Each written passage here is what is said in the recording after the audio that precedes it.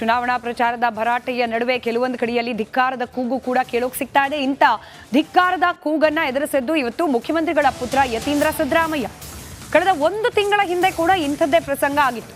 ಯತೀಂದ್ರ ಸಿದ್ದರಾಮಯ್ಯ ಅವರು ತಮ್ಮ ಪಕ್ಷದ ಅಭ್ಯರ್ಥಿಗಳ ಪರವಾಗಿ ಮತಯಾಚನೆಗೆ ಹೋದ ಸಂದರ್ಭದಲ್ಲಿ ನೀವು ಬರಬೇಡಿ, ಬಂದು ಕೇವಲ ಚುನಾವಣೆ ಸಂದರ್ಭದಲ್ಲಿ ಇಲ್ಲಿ ಬಂದು ಭಾಷಣ ಮಾಡಿ ಹೋಗ್ತೀರಿ, ಆದರೆ ನಮ್ಮ ಸಮಸ್ಯೆಗಳನ್ನ ಆಲಿಸೋದಿಲ್ಲ ಅಂತ ಹೇಳಿ ಗ್ರಾಮಸ್ಥರು ತರಾಟೆಗೆ ತೆಗೆದುಕೊಂಡಿದ್ರು. ಇವತ್ತಾದ ಪ್ರಸಂಗ, ಈ ಕುರಿತಾದ ಒಂದು ವರದಿ ಇದೆ, ಗಮನಿಸಿ.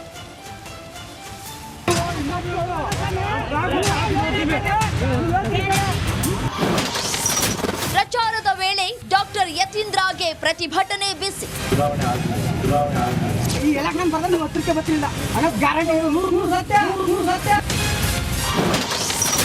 ಸಿಎಂ ಮಗನ ವಿರುದ್ಧ ಪ್ರತಿಭಟನಾಕಾರರ ಆಕ್ರೋಶ.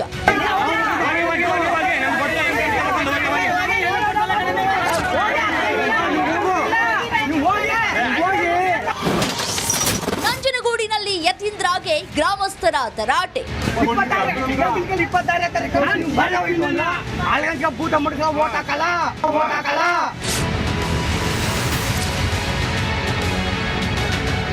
ಎಸ್, ಅಷ್ಟಕ್ಕೂ ಈ ದೃಶ್ಯ ಕಂಡು ಬಂದಿದ್ದು ಮೈಸೂರು ಲೋಕಸಭಾ ಕ್ಷೇತ್ರದ ನಂಜನಗೂಡಿನ ಮಲ್ಲುಪುರ ಗ್ರಾಮದಲ್ಲಿ. ಸಿಎಂ ಪುತ್ರ ಯತೀಂದ್ರ ಕಾಂಗ್ರೆಸ್ ಅಭ್ಯರ್ಥಿ ಸುನಿಲ್ ಬೋಸ್ ಪರ ಮತಬೇಟೆಗೆ ತೆರಳಿದ್ರು. ಆಗ ಪ್ರಚಾರದ ವೇಳೆ ಪ್ರತಿಭಟನೆಯ ಬಿಸಿ ತಟ್ಟಿದೆ.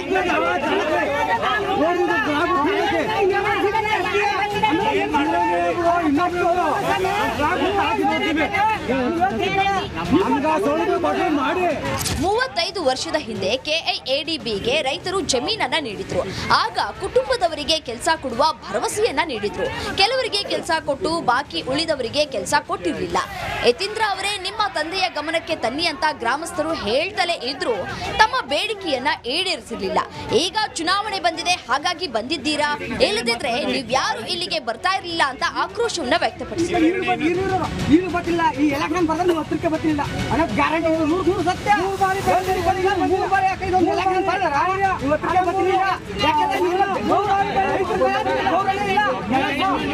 ಈಗಲಾದರೂ ತಮ್ಮ ಬೇಡಿಕೆಯನ್ನ ಈಡೇರಿಸಿ, ಇಲ್ಲದೇ ಇದ್ರೆ ಚುನಾವಣೆ ಬಹಿಷ್ಕಾರವನ್ನ ಹಾಕುವುದಾಗಿ ಹೇಳಿದ್ದಾರೆ.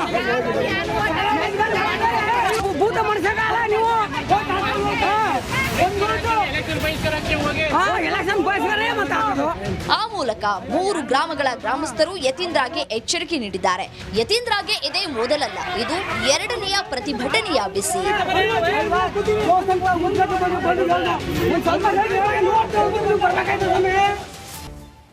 Welcome back. ನೆನ್ನೆ ಸರಿಸುಮಾರು ಇಷ್ಟೇ ಹೊತ್ತಿಗೆ ಬಳ್ಳಾರಿಯಲ್ಲಿ ಚಿನ್ನದ ವ್ಯಾಪಾರಿ ಒಬ್ಬರ ಮನೆ ಮೇಲೆ ರೇಡ್ ನಡೆಯುತ್ತೆ. ಆ ಸಂದರ್ಭದಲ್ಲಿ 5.60 ಕೋಟಿ ಹಾರ್ಡ್ ಕ್ಯಾಶ್, ಕೆಜಿ ಗಟ್ಲೆ ಬೆಳ್ಳಿ, ಕೆಜಿ ಗಟ್ಲೆ ಬಂಗಾರ ಎಲ್ಲವನ್ನ ಕೂಡ ಸರಿಯಾದ ದಾಖಲೆ ಇಲ್ಲ ಅನ್ನೋ ಆರೋಪದ ಅಡಿಯಲ್ಲಿ ಜಪ್ತಿ ಮಾಡ್ತಾರೆ ಪೊಲೀಸರು. ಅಲ್ಲಿದ್ದ ರಾಶಿ ರಾಶಿ ನೋಟನ್ನ ನೋಡಿ ದಾಳಿ ಮಾಡಲಿಕ್ಕೆ ಹೋಗಿದ್ದ ಅಧಿಕಾರಿಗಳೇ ಒಂದು ಕ್ಷಣ ದಂಗಾಗೋದ್ರು.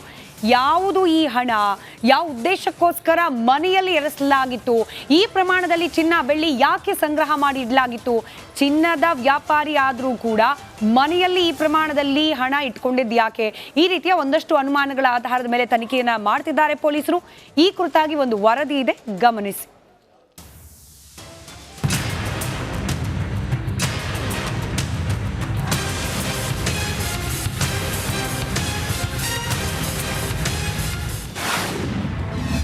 ಬಳ್ಳಾರಿಯಲ್ಲಿ 5.60 ಕೋಟಿ ನಗದು ಜಪ್ತಿ.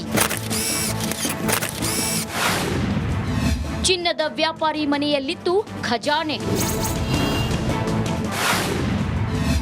ನರೇಶ್ ಸೋನಿ ಮನೆಯಲ್ಲಿ ಭರ್ಜರಿ ಬೇಟೆ. ಎಸ್, ಖಚಿತ ಮಾಹಿತಿ ಹಿನ್ನೆಲೆಯಲ್ಲಿ ಬಳ್ಳಾರಿ ಪೊಲೀಸರು ಚಿನ್ನದ ವ್ಯಾಪಾರಿ ಮನೆ ಮೇಲೆ ರೇಡ್ ಮಾಡಿ ಕೋಟಿ ಕೋಟಿ ಹಣ, ಬಂಗಾರ, ಬೆಳ್ಳಿಯನ್ನ ಜಪ್ತಿ ಮಾಡಿದ್ರು. 5.60 ಕೋಟಿ ನಗದು ಜಪ್ತಿ ಮಾಡಲಾಗಿತ್ತು. ಇಷ್ಟೊಂದು ಹಣ ಸಂಗ್ರಹದ ಹಿಂದೆ 108 ಅನುಮಾನ ಶುರುವಾಗಿದೆ. ಈ ನರೇಶ್ ಅವರ ಮನೆ ಚೆಕ್ ಮಾಡಿದಾಗ 5.6 crore ದುಡ್ಡು ಮತ್ತು 103 kg ಆರ್ನಮೆಂಟ್ ಸಿಲ್ವರ್ ಮತ್ತು 68 ರಾ ಸಿಲ್ವರ್ ಆ್ಯಂಡ್ 3 kg ಗೋಲ್ಡ್ ಇಷ್ಟೆಲ್ಲ ನಮಗೆ ಅವರ ಮನೆಯಲ್ಲಿ ಸಿಕ್ಕಿದೆ. ಅವ್ರ ಹತ್ರ ಯಾವುದೇ ಪೂರಕ ದಾಖಲಾತಿಗಳು ಇರಲಿಲ್ಲ. ಸೊ ಅದಕ್ಕೆ ನಾವು ಮಹಾಜರ್ ಮಾಡಿ ಸೀಸ್ ಮಾಡಿ ತಂದಿದ್ದೀವಿ. ಇಷ್ಟೊಂದು ದೊಡ್ಡ ಮೊತ್ತದ ಖಜಾನೆ ಸಿಕ್ಕಿದ್ದು ಚಿನ್ನದ ವ್ಯಾಪಾರಿ ನರೇಶ್ ಸೋನಿ ಮನೆಯಲ್ಲಿ. ದಾಖಲೆ ಇಲ್ಲದೆ ದೊಡ್ಡ ಮಟ್ಟದ ಹಣ ಬಂಗಾರವನ್ನ ಸಂಗ್ರಹ ಮಾಡಿದ್ಯಾಕೆ? ಚುನಾವಣೆಯಲ್ಲಿ ಬಳಕೆಗೆ ಸಂಗ್ರಹಿಸಿದ್ರಾ? ಹವಾಲಾ ದಂಧೆಯಲ್ಲಿ ಬಳಕೆಗೆ ಇಟ್ಟಿದ್ರಾ? ಚುನಾವಣೆಗೆ ಏನಾದ್ರೂ ಲಿಂಕ್ ಇದೆಯಾ ಅಥವಾ ವ್ಯವಹಾರದ ಅನ್ನೋ ಡೌಟ್ ಶುರುವಾಗಿದೆ. ಒಟ್ನಲ್ಲಿ ಚಿನ್ನದ ವ್ಯಾಪಾರಿ ನರೇಶ್ ಸೋನಿ ಮನೆಯಲ್ಲಿ ದೊಡ್ಡ ಮೊತ್ತದ ಖಜಾನೆ ಸಿಕ್ಕಿದೆ. ಖಜಾನೆಯ ಬಗ್ಗೆ ತನಿಖೆಯ ನಂತರವೇ ಸತ್ಯ ಬಯಲಾಗಲಿದೆ.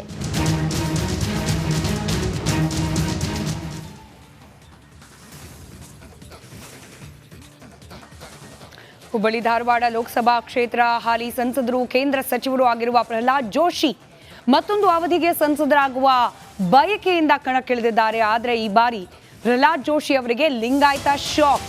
ಲಿಂಗಾಲೇಶ್ವರ ಶ್ರೀಗಳು ಪ್ರಹ್ಲಾದ್ ಜೋಶಿ ಅವರ ವಿರುದ್ಧವಾಗಿ ಬಂಡಾಯ ಸಾರಿರೋದು ಅಲ್ಲದೆ ಅವರ ವಿರುದ್ಧವಾಗಿ ಚುನಾವಣೆಯಲ್ಲಿ ನಿಲ್ಲೋದಾಗಿ ಫೈಟ್ ಕೊಡೋದಾಗಿ ಇವತ್ತು ಅಧಿಕೃತವಾಗಿ ಘೋಷಣೆ ಕೂಡ ಮಾಡಿದ್ದಾರೆ. ಆ ಮೂಲಕ ಪ್ರಹ್ಲಾದ್ ಜೋಶಿ ಅವರ ಓಟಕ್ಕೆ, ಚುನಾವಣೆಯ ಗೆಲುವಿನ ಓಟಕ್ಕೆ ಬ್ರೇಕ್ ಹಾಕೋ ಪ್ರಯತ್ನವನ್ನ ಮಾಡ್ತಾ ಇದ್ದಾರೆ ಲಿಂಗಾಲೇಶ್ವರ ಶ್ರೀ. ಧಾರವಾಡ ಕ್ಷೇತ್ರದಲ್ಲಿ ಎರಡು ಪಕ್ಷಗಳ ಮ್ಯಾಚ್ ಫಿಕ್ಸಿಂಗ್ ನಡೀತಾ ಇದೆ. ಧರ್ಮಯುದ್ಧ ಕೇವಲ ಈ ಚುನಾವಣೆವರೆಗೂ ಮಾತ್ರ ಅಲ್ಲ, ನನ್ನ ಜೀವಿತ ಅವಧಿ ಇರೋವರೆಗೂ ಕೂಡ ಹೋರಾಟ ಬಿಡೋದಿಲ್ಲ ಅಂತೇಳಿ ಹೇಳಿದ್ದಾರೆ ಲಿಂಗಾಲೇಶ್ವರ ಶ್ರೀಗಳ ಈ ಘೋಷಣೆ. ಆ ಮೂಲಕ ಹುಬ್ಬಳ್ಳಿ ಧಾರವಾಡ ಕ್ಷೇತ್ರದಲ್ಲಿ ಆಗ್ತಾ ಇರುವ ಫೈಟ್ ಕುರಿತಾಗಿ ಒಂದು ವರದಿ ನಿಮ್ಮ ಮುಂದೆ.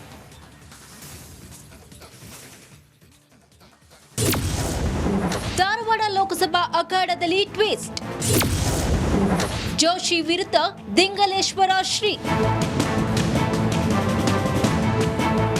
ಎಸ್, ಧಾರವಾಡ ಲೋಕಸಭಾ ಕ್ಷೇತ್ರದಲ್ಲಿ ಶಿರಹಟ್ಟಿಯ ಫಕೀರೇಶ್ವರ ಮಠದ ದಿಂಗಲೇಶ್ವರ ಸ್ವಾಮೀಜಿ ಪಕ್ಷೇತರವಾಗಿ ಸ್ಪರ್ಧಿಸುವುದಾಗಿ ಘೋಷಣೆ ಮಾಡಿದ್ದಾರೆ.